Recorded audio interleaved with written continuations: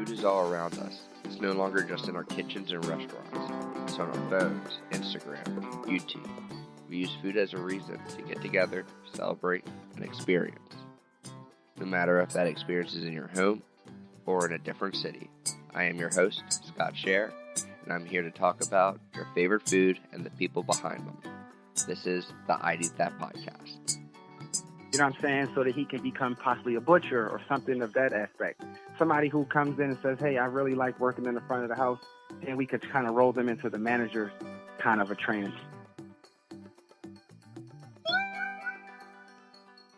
Thank you for joining me on episode 15 of the I'd Eat That podcast, the food podcast that interviews food people. We have Food Network alum, celebrity chef, Chef Stu. He's going to talk to us about the Transition Kitchen Foundation that helps people in impoverished areas to learn cooking and other transferable skills to help them get jobs in the restaurant industry. During the interview, Chef Stu was cooking for a famous R&B singer, so apologies for some of the audio feedback during this episode. Listen to the end of the interview to find out who he was cooking for. Let's talk to Chef Stu to learn more.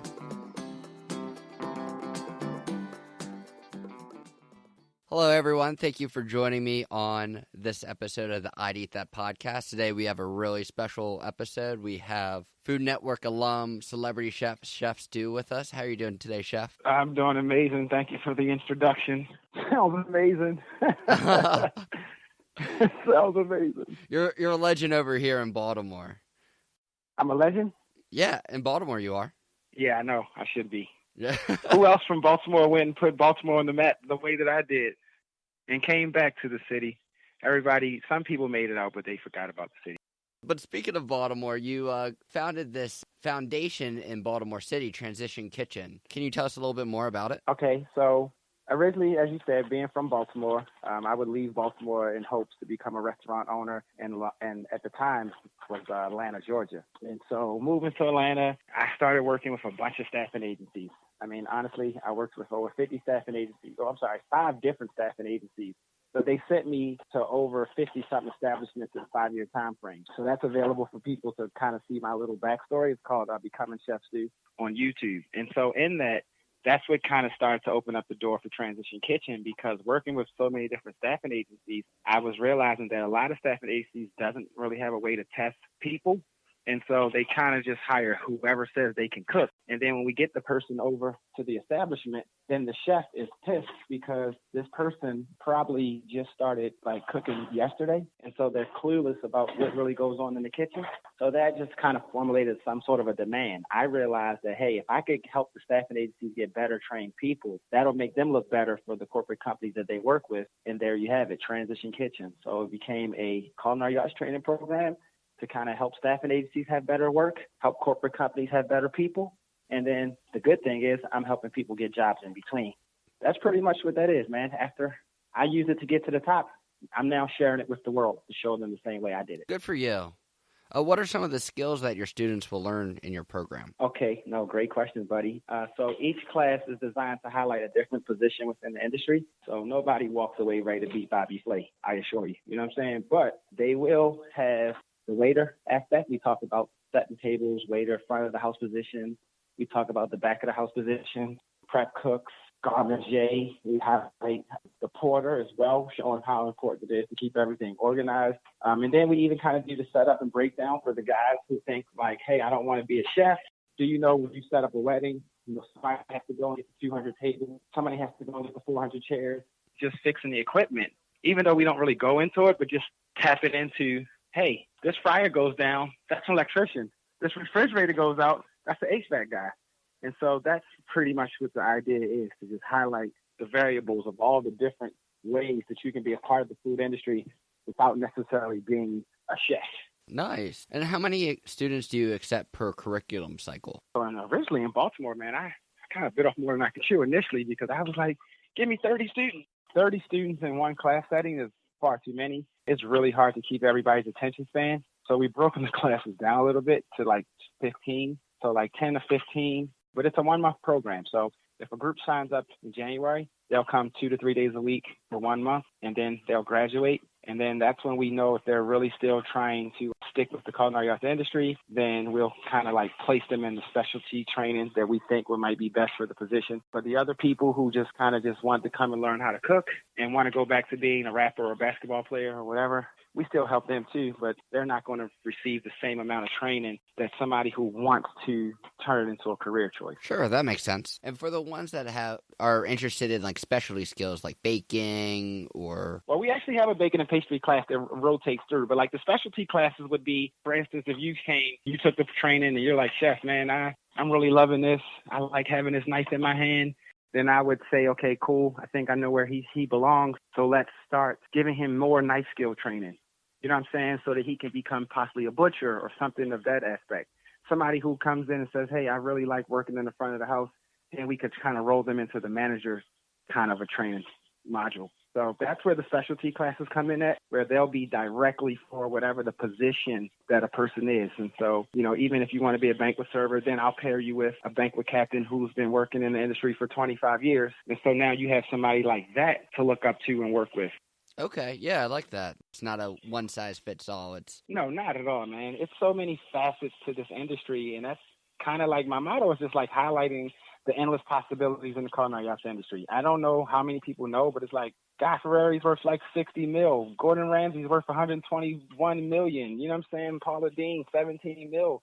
Rachel Ray, 60-something million. You know what I'm saying? So it's kind of like, I don't know if you guys want that type of money or not, but I know a job that can get you that type of money. You know what I'm saying? Each class, we highlight like the importance of a certain ingredient. And so something like turmeric and, just things like that, like you said, it really just resonates with anything that you do as you go forward. I mean, it would be great to know, hey, quinoa is the super grain. It's good for me to eat this because of that. And that's the thing that I'm hoping everybody understands about Transition Kitchen is that, like, it's not a 101 go here to be a chef thing. It's more so like a educational resource center for food. And if you like what you see, then we can figure out a way so you can get paid, because I want to show you how this can become a career. But it's not like a Johnson and Wales type scenario where if you don't plan on being executive chef of the Marriott, don't come in. You know what I'm saying? No, I like that approach to it. Where are some of your alums working now? Okay, so we have offices in Detroit. We actually have people who just started to push in Miami. I'm currently right now calling you from San Francisco. So we have an office in San Francisco.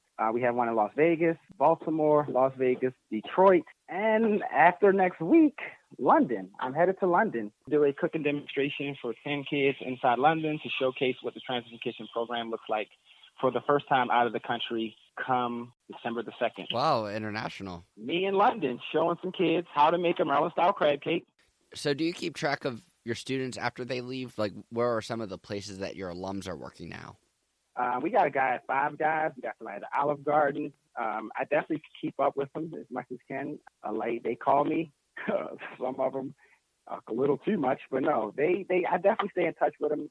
Part of it is like once we know what they want to do once they get out, then we kind of get the blueprint. Some of them were kind of like, hey, you know what? I just wanted to learn how to cook, so it's not necessarily me trying to get a job, but I'll let you know when I do find a job in the career that I'm going after. You know what I'm saying? So another little secret out of the bag is that I actually just filmed Transition Kitchen as a reality television show inside San Francisco. It's going to really give you guys a real glimpse of what Transition Kitchen looks like, smells like, and tastes like.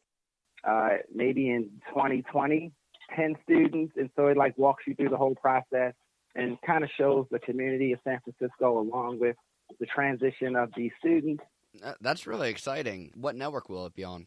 All streaming platforms. So, everybody has the Roku and Apple TV and all that. So it'll be on all of those. Very exciting. That's great. And you were talking about building a relationship with the community. What are some of the things that Transition Kitchen is doing to build a relationship with the community? We do all kinds of feeding. We always are in the community feeding. I do a lot of meet and greet.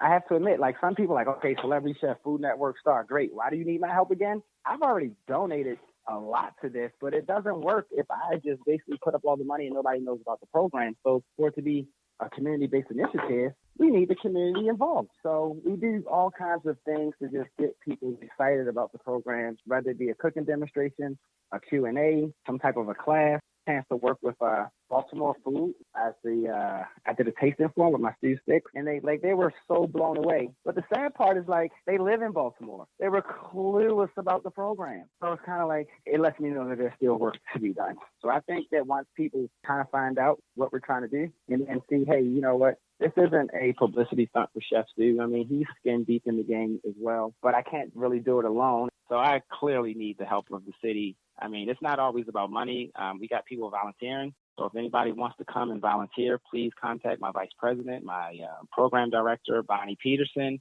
the vice president, Rodney Tolson. And you guys are more than welcome to come and help put kits together and meals and take some of the donations. So there's all kinds of stuff that people can do to get involved. Okay, and that kind of leads into my next question, as well as kind of answering it already. But if people want to help, what can they do to give back? So volunteering, donating, anything else? Yeah, volunteering, donating, definitely. They can just come and help just observe the class, clean up, but definitely get on social media. We have all kinds of community outreach events. The weather kind of, threw us off in Baltimore, but we normally do have some stuff that people can do. Come past the kitchen, toward the kitchen. Definitely be at the next event, and I'll be happy to volunteer. No, thank you, man. I'm a little bit more grateful than for this opportunity to even just slow it down and just talk about it. By you giving me this opportunity to speak on the foundation is incredible. So if you guys want to get involved, please, man, let me know. I would love to get behind us. We are looking for another home base in Baltimore. That's kind of one of the problems that Baltimore arises, that we keep having to move around. We haven't had our own home base in Maryland in a while. So we're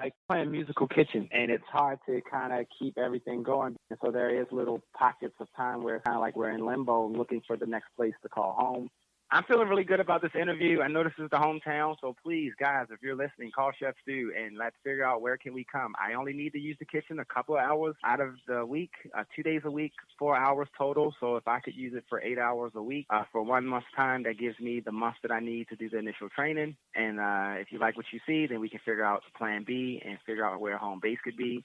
I'm definitely willing to share the kitchen with any up-and-coming chefs who may have a desire to run a catering company or need the space to do their own packaging or manufacturing. We'll do our best to find you a space to call home. Chef Stu, are you ready for the final 4 questions? Well, I got my seared salmon over here. I don't know if you guys can smell it in Baltimore, but it's amazing.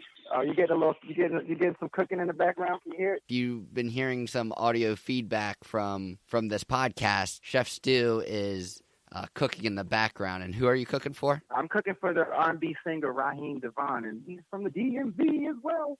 He got love for the DMV. I travel the world, man, cooking for artists and celebrities and basketball players and rappers and who knows, porno stars, you name it. Chef Stu's Instagram is the who's who of celebrities. Yeah, I don't want to name drop, but if you guys go on the page, you can see all the people who kind of think that I'm a cool guy. Yeah, but Chef, are you ready for the final 4? I am definitely ready for the final 4. Perfect. What food city that you haven't been to yet are you dying to go to? Rio de Janeiro. Ooh, good choice. What is the hardest meal for you to pass up when you're out to dinner? Beef short ribs. I can't say no. What is the most exotic dish you've tried? The most exotic dish that I've tried, I would say cow tongue, but that's kind of pretty normal. Squid ink. Squid ink was pretty weird because it's black and it looks like it's going to be disgusting. But I like turning food color, so I actually had a squid ink risotto, and so the risotto was black. It was creepy looking, but it was amazing. Ooh, nice. If people want to learn more about you and Transition Kitchen, where can they find that information? We do have a Transition Kitchen website, transitionkitchen.com, so you can definitely go there. The website is actually being updated as we speak.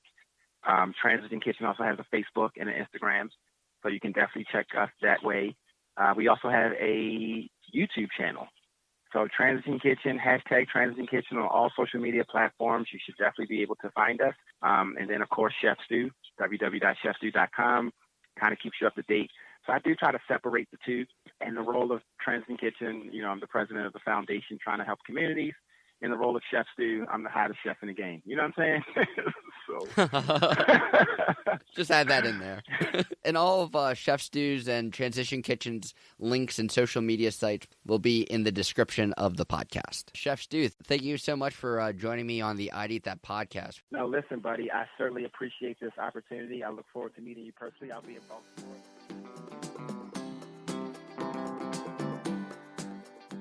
Big thanks to Chef Stu for joining me on the I'd Eat That podcast. Thank you for listening to this episode. If you enjoyed what you heard, please rate, share, and subscribe to this podcast. Follow us on Instagram, Facebook, and Twitter for additional content. We're taking a break, but we'll come out with additional episodes soon. We will see you soon on the ID That Podcast.